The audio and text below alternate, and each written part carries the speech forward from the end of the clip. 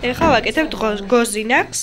პირველ რიგში თაფლი უნდა ჩავასხათ დაბალ ტემპერატურაზე და გავალღოთ. აქეთკენ დაჭრილი, წვრილ დაჭრილი ნიგოზიას და ის ნიგოზი უნდა მოვხალოთ ცოტა. თაფლს უკეთებთ ცოტა, ძალიან ცოტა შაქარს, რომ გოზინაკი გამოვიდეს ხრაშუნა. საწაებში. და არ ვიცი შაქარს. აგერიქადას. აი, ნანელა ლღვება. შაქარსაც ჩავაყრით ცოტას. თაფლი რა დონეზე უნდა იყოს გასქელებული? უნდა დაიგოს. თხელი უნდა იყოს ძალიან. თხელი კი რა უნდა გასქელდეს? თხელი უნდა იყოს. ჯერჯერობით უნდა იყოს თხელი. და მე ხა ჩავაყრით ცოტა შაქარი. ბევრი არ უნდა. ბევრი არა თუ. აი ესეთ ფერი მიიღა, და ურიოთ რომ არ მიიკრას. ხო? თაფლმა ხო იცის მიკრო? ხო, მიკრო იცის. ხო და რომ არ მიიკრას მაგიტო. ესე ურეთ. გინდა მეორე შუქი ავარ. არა, მიღოს. რამდენი წუთი? აი უკვე დუხს და ეს უკვე ეყოფა, ამას აღარ უნდა. ეყოფა? კი. რა იცი? ეყოფა, აღარ უნდა.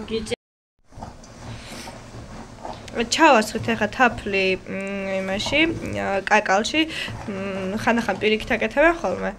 მაგრამ არ აქვს მნიშვნელობა. იქ ვერ მოვურებთ და მდგარი ძირი უნდა გვაქვს. ხო, არ აქვს მნიშვნელობა და როგორ არა? დავასველეთ ხის გობი ქვია ხო ამას, დასადები, ფიც არის, რაც თქვია, იმიტომ რომ არ მიიკრას, ასევე დავასველეთ გამაბრტყელებელი უხლო, რასაც ეძახიან. ამანაც რომ არ მიიკრას, ახლა ველოდებით როდის გადმოიღებთ. და რა ფერის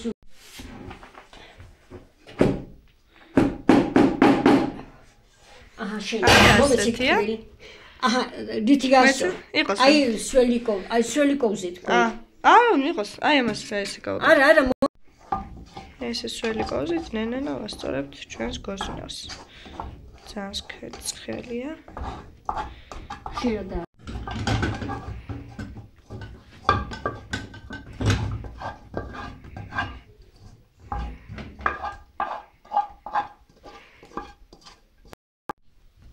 ესე გავაბრტყელოთ. აი გაიხა. კოვზი მინდა? არა. ყველაზე გემრიელი რა. მეტი აღარ უნდა არაფერი? აი გემრიელი. აი ჩვენი გოზინაკიც გაკეთდა უკვე. აი როგორია?